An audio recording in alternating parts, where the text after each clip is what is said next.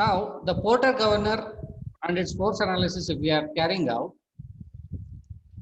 we need to consider one half of the governor for our force analysis. So it is just a modification of a pendulum type governor, wherein in loaded type governor we have provision to add dead weight on the sleeve, or what we call it as central load on attached to the sleeve. You can see in the figure A, that is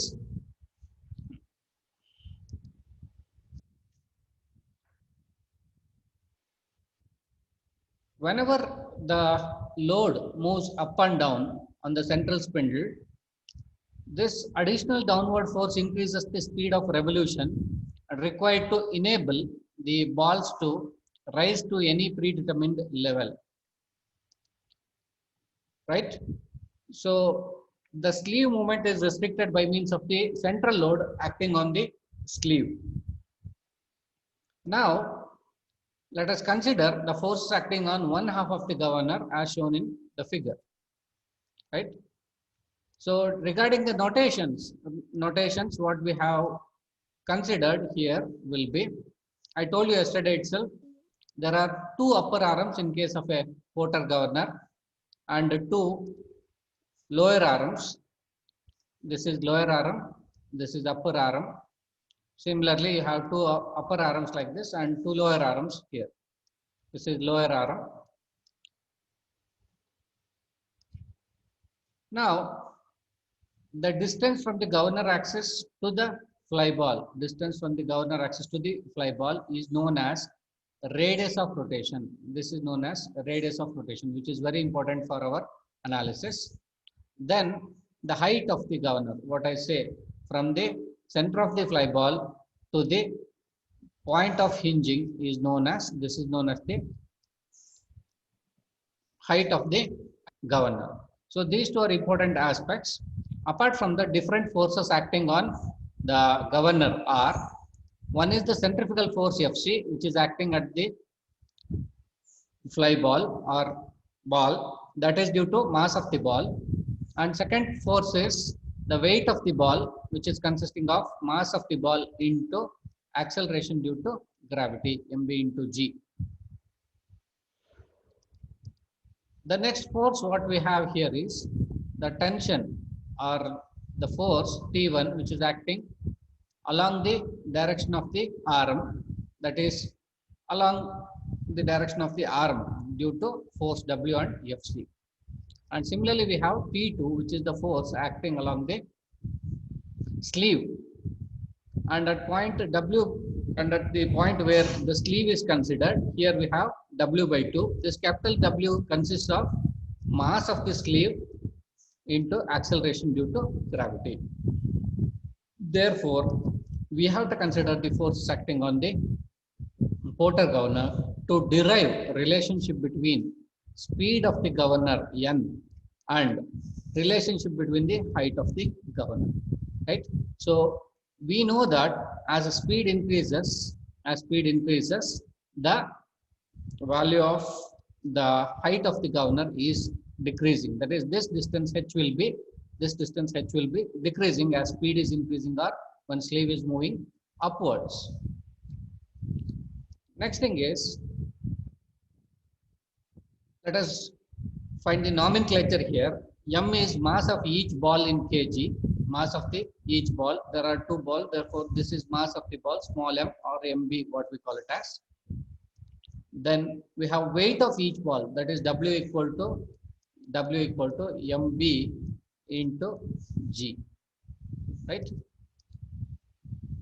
Then mass of the central load, that is the load acting on the sleeve. Load acting on the sleeve is capital M. Capital M is the mass of the central load acting on the sleeve. So W will be M into capital M into G. Capital M into G in the sense you are supposed to use the value of load acting on the sleeve here. Load acting on the sleeve here. This load acting on the sleeve or whatever the load here. Next we have radius of rotation. As I told you, radius of rotation is what? Radius of rotation is distance of the governor axis from the distance of the governor axis till where the radius of rotation of the fly ball is. So distance from governor axis to the center of the fly ball. This is known as radius of rotation. That's what is written here. Next term what we are going to use here is height of the governor. As I told you, height of the governor is from the center of the fly ball to the from center of fly ball to the point of hinge where the arm have been hinged on the governor axis. So this is known as height of the governor, h, small h. So this is an important parameter which you are interested in finding out in every problem.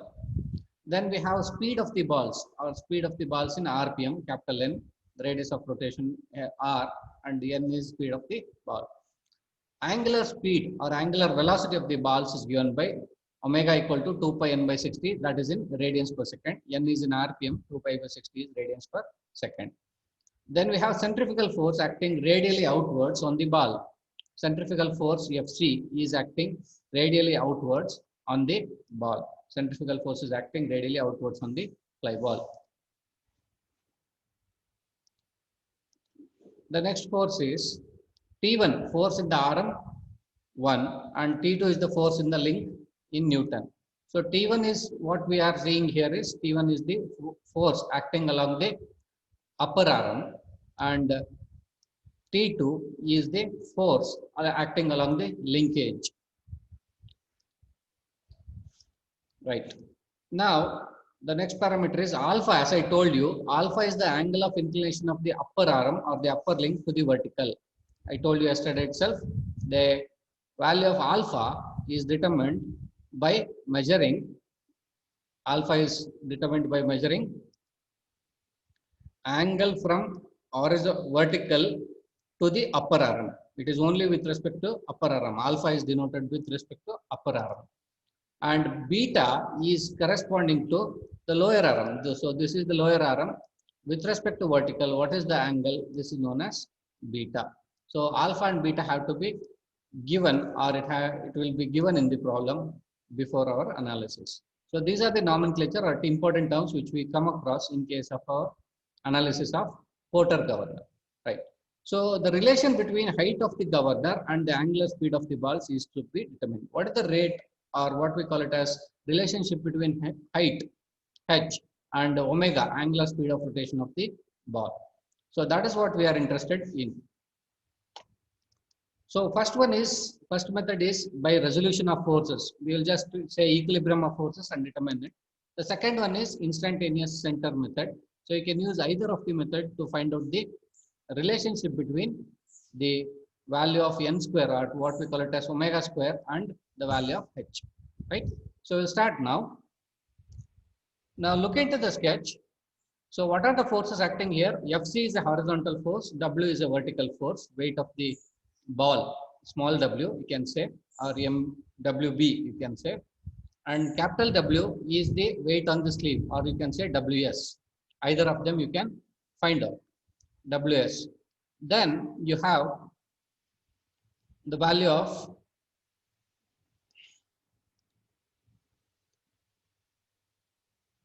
T1 and T2. If I resolve T1 about vertical and horizontal, T1 along horizontal is opposite to that of alpha. Therefore, T1 sin alpha is acting horizontal. So T1 sin alpha is acting horizontal. So this force along this is T1 opposite to alpha. Therefore, we are using sin function. This is T1 sin alpha. Similarly, vertical force acting here will be adjacent to the angle alpha. Therefore, this is T1 cos alpha. T1 cos alpha.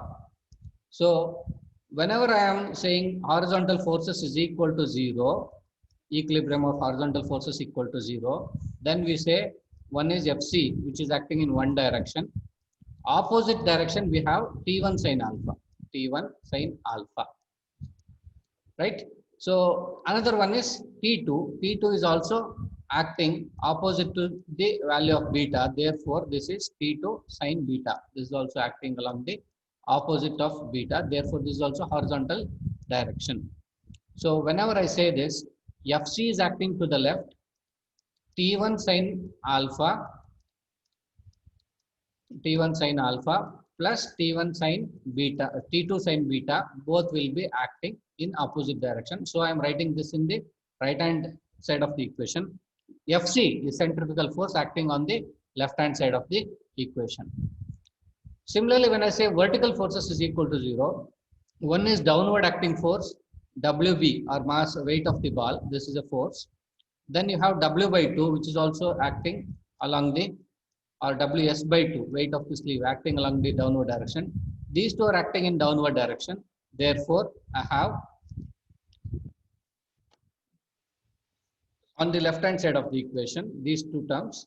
Then we have on the T1 acting above and T2 acting below. Therefore, this becomes T1 cos alpha, which is acting above, and this is T2, which is acting downwards, T2 cos beta, right?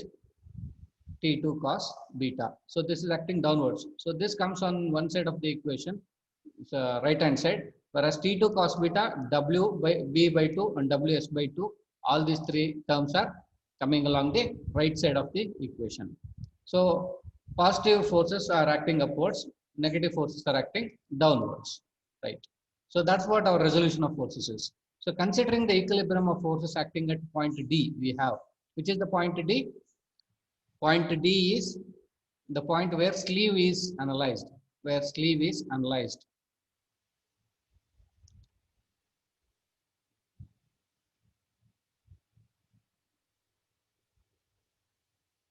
right?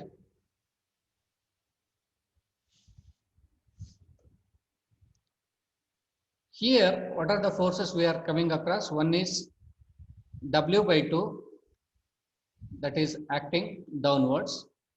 Then another force which is acting at this point is T2 vertical force, T2 cos beta, which is attached to it. T2 cos beta is attached to the point. Therefore, this force is T2 cos beta. T2 cos beta is attached to it. So at this point, you have T2 cos beta acting upwards and W by 2 acting downwards. So you have two forces, right? So this is T2 cos beta, that's equal to W by 2. W is nothing but mass of the sleeve, ms or capital M, we call it as capital M or ms for your convenience, into g, acceleration due to gravity, divided by 2. Or I can say T2 force acting along link 2, that is lower arm, is capital M into g divided by 2 cos beta. So this is one force. Next, also considering the equilibrium of forces acting on B, the point B is in equilibrium under the action of the following forces as shown in figure. What are the forces acting at the point B? I told you at this point B. At point B, what are the forces at point B? One is along horizontal direction Fc you have, and one more force is you have on the right side you have T1 sine alpha plus T2 sine beta. These two are acting on the right hand side. Centrifugal force is acting on the left hand side. This is summation of horizontal forces is equal to 0, right? Now, that's what is written here. T1 cos alpha equal to T2 cos beta plus W. This is vertical forces. These two are vertical forces. That is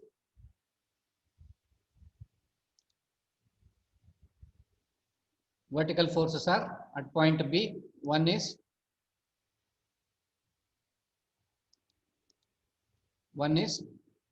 W, another one is T2 vertical force, T2 cos beta. Both are on the right hand side of the equation. You can see here T2 cos beta and W are acting on the right hand side of the equation. On the left hand side of the equation, you have T1 cos alpha.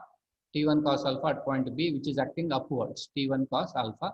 Therefore, this is acting upwards and these two are acting downwards. Therefore, they form on either side of the either side of the equation. Now writing what is small m equal to, small w equal to, what is small w? That's equal to m into g. M is mass of the ball, because here you have small w, that's equal to mass of the ball mb, or into g. And another one is the force, capital W, that's equal to W by 2 is M, capital M into G divided by 2. So what is T2? We know here. T2 is mg into 2 cos beta. That's what is written here. One cos gets cancelled here, and we are left with mg by 2. That is written here.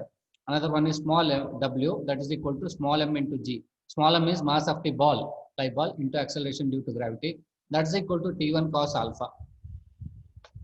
Resolving the forces horizontally. Now I told you how to resolve the forces horizontally. One is centrifugal force acting left side, therefore minus Fc I can write.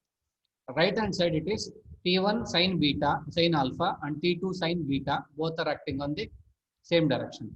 So taking those two into consideration here, T1 sin alpha and T2 sin beta are acting to the right, centrifugal force is acting to the left. So equilibrium of forces say that that is T1 sin alpha plus T2 sin beta equal to F.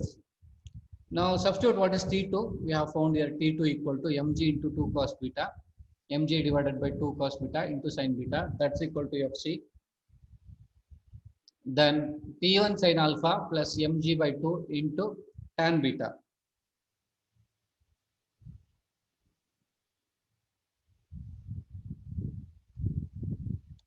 T1 sin alpha plus mg by 2, this is sin by cos is tan beta equal to centrifugal force. So we are interested in T1 sin alpha. So transfer this term to the right hand side. You will get Fc minus mg divided by 2 into tan beta. Dividing equation 3 by 2, this is T1 sin beta, this is T1 sin alpha, this is T1 cos alpha. So if I divide equation 3 by 2, what happens? T1 sin alpha by T1 cos alpha is equal to Fc minus mg by 2 into tan beta is on the numerator. Second one is T2 cos beta, that is mg by 2, capital mg by 2 plus small mg, m into g. So sin by cos alpha is tan alpha. T1 and T1 gets cancelled, so it will remain as it is. This is right hand side of the term, that is Fc minus mg by 2 into tan beta, keep it as it is. This capital M into g by 2 plus small m into g by 2, both are transferred to the left hand side of the equation. So when we cross multiply, we have this. So transfer this tan alpha to the right hand side. Tan alpha goes to the denominator here. Now we have capital mg by 2 on the right hand side of the equation plus m dot g, that is equal to m into g will give you Fc by tan alpha. This tan alpha comes to the denominator, and minus mg by 2 into tan beta by tan alpha. Next, so we name this term tan beta by tan alpha as a constant term, or what we call it as q, or sometimes k.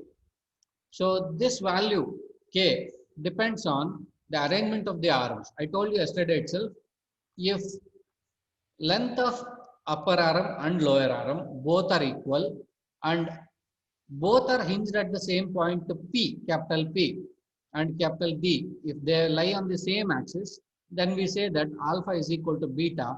Then when I said alpha equal to beta, coming here, tan beta by tan alpha, alpha equal to beta means it becomes q value equal to 1, right?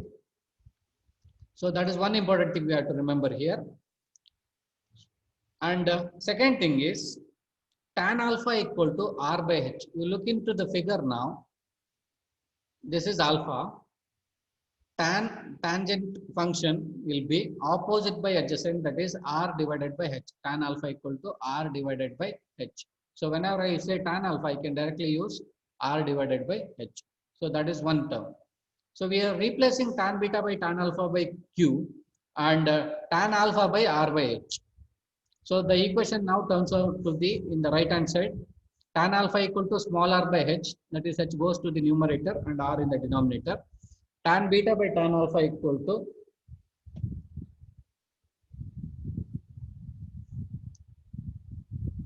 q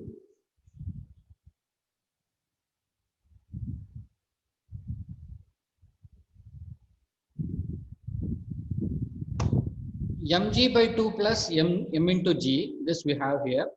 On the right hand side equation, we replace Fc by centrifugal force.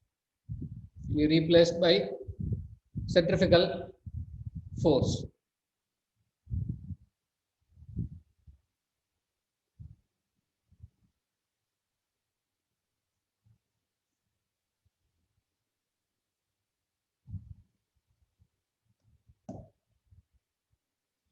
Now, coming here, Fc, centrifugal force, is a component of m, mass of the ball, omega, angular velocity or angular speed, r, radius of rotation.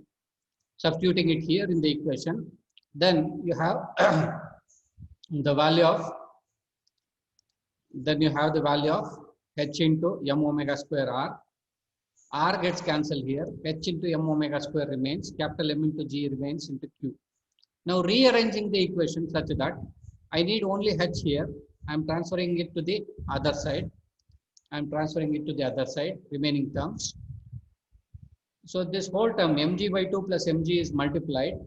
Here you have plus mg by 2 into q to the left hand side. When I say this capital M into g by 2 and this plus mg by 2, when I take it outside, I am left with 1 here and q here. This minus q becomes plus q on the other side. So this is the term which is on the left hand side.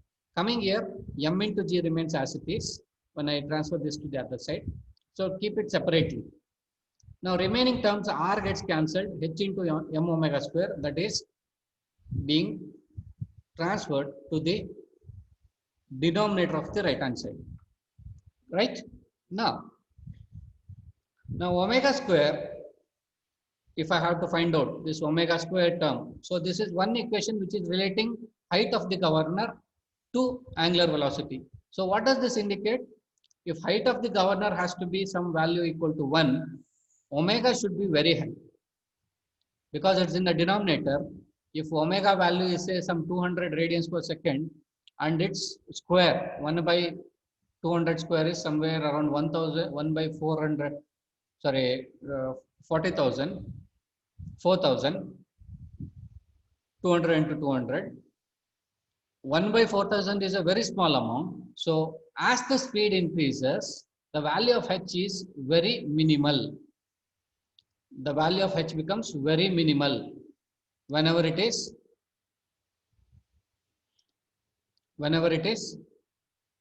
high speed.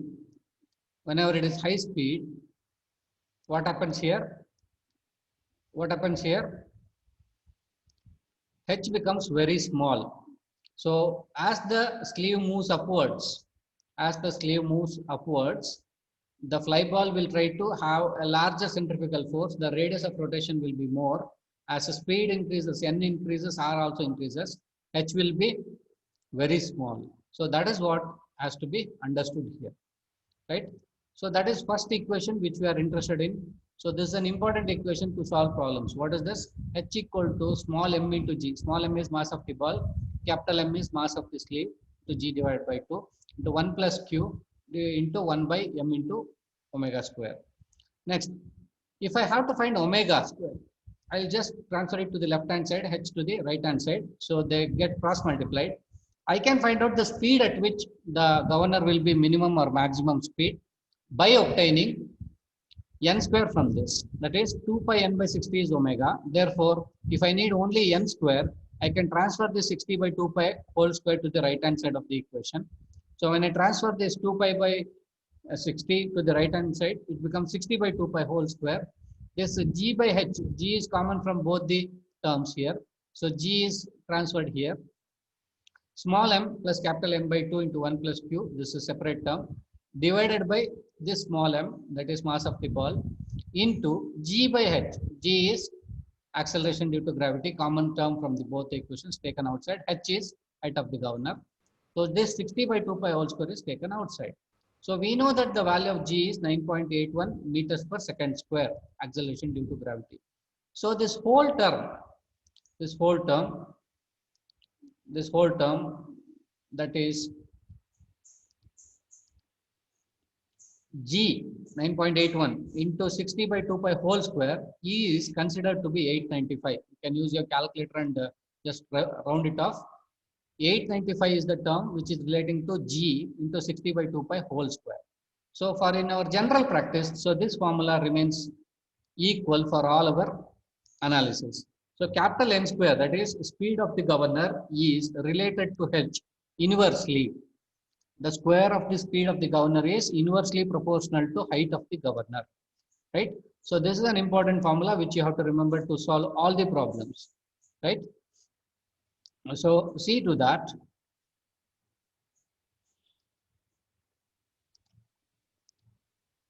See to that you remember or write down this as an important formula. And also one more formula is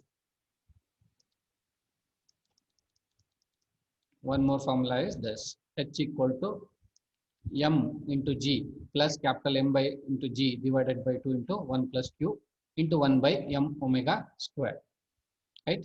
So making use of these two equations, we can further proceed.